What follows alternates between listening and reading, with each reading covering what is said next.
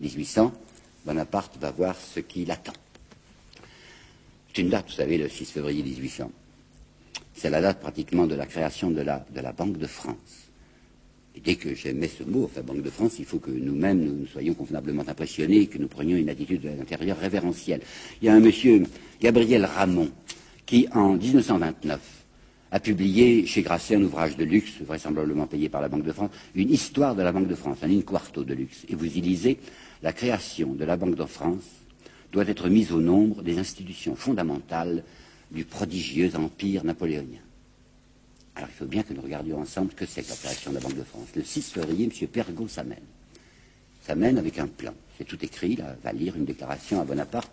Et voici les termes principaux de cette déclaration. À celui qui a contribué si puissamment à nous rendre, et avec tant d'éclat, les caractères d'une nation guerrière, vous voyez, côté finance, on n'est pas tellement pacifique. Hein. Il appartient de faire connaître que notre nation, c'est assez joli de la part de je suis, Pergaud, que notre nation est aussi appelée à se faire admirer et respecter par les effets d'une bonne économie politique. Libre par sa création, qui n'appartient qu'à des particuliers. La banque que je propose de créer, écoutez bien, ne négociera avec le gouvernement que lorsqu'elle y rencontrera ses convenances et le complément de ses sûretés. Néanmoins, cette banque s'appellera la Banque de France, mais elle ne sera à aucun degré une banque gouvernementale. Elle sollicite du Premier Consul la promulgation d'une loi qui, sans peut-être paraître s'occuper nominativement de notre établissement, consolidera son existence. Est-ce que vous avez compris? C'est une entreprise strictement privée. C'est un groupe d'hommes d'affaires qui vient demander à Bonaparte, parce qu'il est le chef de la France, le droit de mettre une étiquette fallacieuse sur leur maison. On mettra Banque de France pour faire croire à la clientèle que c'est une banque au service de la France, alors que ce sera simplement leurs intérêts privés, mais comme il y aura Banque de France, vraisemblablement les capitaux afflueront. C'est le 6 que Pergaud fait cette proposition assez inouïe à Bonaparte. Le 13 février, Bonaparte acquiesce. Et même, il fait savoir à Pergaud qu'ils n'ont rien à craindre, parce que Pergaud a toujours peur que le gouvernement s'immisce dans cette banque de France. Toute intervention du gouvernement dans l'administration de la banque pourrait devenir pour elle une cause de discrédit, a dit très gentiment Pergaud. Vous voyez la manœuvre, hein. On déclare toujours que l'étatisme est épouvantable, et il faut à aucun degré que la banque paraisse une banque d'État. Seulement, en même temps, on s'adresse en douce et discrètement à l'État pour lui demander non seulement sa garantie, mais même son argent, comme vous allez voir. Le 25 février, c'est Bonaparte qui écrit une lettre extrêmement gentille à Lecouteux. Lecouteux, lui au moins c'est un Français, qui était du conseil d'administration de la banque, enfin de l'établissement qui allait se constituer sous le titre trompeur de Banque de France, et il écrit dans cette lettre du 25 février, votre établissement ne saurait douter de la bienveillance du gouvernement. Il va prouver la bienveillance du gouvernement. 1. À l'égard de cette banque, établissement privé, il va faire ceci, il va charger cette banque privée de payer les dettes de l'État et les pensions, les rentes et les pensions, un versement d'État. Ça sera fait, pas gratuitement, vous pensez bien, elle prendra sa commission, mais ça sera cette Banque de France, c'est là où on ira payer, enfin retirer ces coupons de rente. Bon, 1. Deuxièmement, Bonaparte a établi pour le système des impôts quelque chose d'assez particulier que les livres disent peu, et que je tiens à vous dire avec précision. Il a créé des receveurs généraux qui sont en somme des gens qui prennent la suite des fermiers généraux de l'Ancien Régime.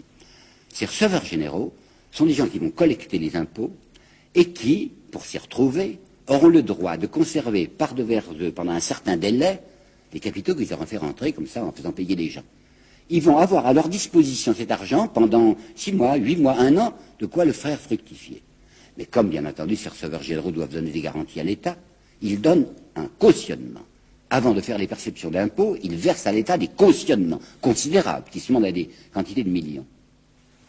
Eh bien, Bonaparte accepte de confier à la Banque de France la plupart des cautionnements des receveurs généraux. C'est-à-dire que l'argent de l'État, l'argent versé par les receveurs généraux à l'État, cet argent, Bonaparte le remet pour le faire fructifier personnellement à la Banque de France. Et troisièmement, en 1803, nous ne sommes qu'en 1800, mais je tenais à vous le dire maintenant, en 1803, Bonaparte acceptera que cette banque soit privilégiée au point qu'elle sera seule habilitée à faire du papier-monnaie. Et qu'il y aura garantie de l'État.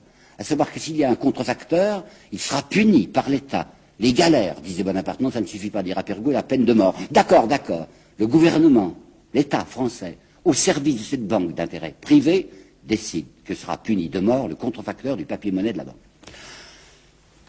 Il y a un personnage dont je vous parlerai plusieurs fois, qui a écrit des mémoires d'un extrême intérêt.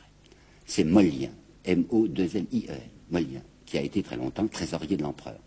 Il a publié des mémoires, et je ne sais pas pourquoi aussi, je sais très bien pourquoi. Ceux qui sont si favorables à Napoléon parlent le moins possible des mémoires de Mollien. Parce que Mollien était un brave homme, un esprit libre, extrêmement conservateur, très réactionnaire, qui n'aimait en Bonaparte qu'une réapparition de la monarchie, mais qui ne concevait pas la gestion des finances de l'État comme les concevait Bonaparte. Alors, dans les mémoires de Mollien, auxquels je me référerai assez souvent, vous voyez la stupeur, mais l'ahurissement de cet homme devant ce que fait Bonaparte à l'égard de cet établissement privé. Au sujet des receveurs, vous savez, les cautionnements des receveurs qui sont remis entre les mains de la Banque de France, Mollien écrit, c'était sans doute la première fois qu'il arrivait à un gouvernement de donner de l'argent à une banque d'escompte pour exploiter un privilège lucratif, au lieu d'en demander à ses actionnaires pour prix de ce privilège.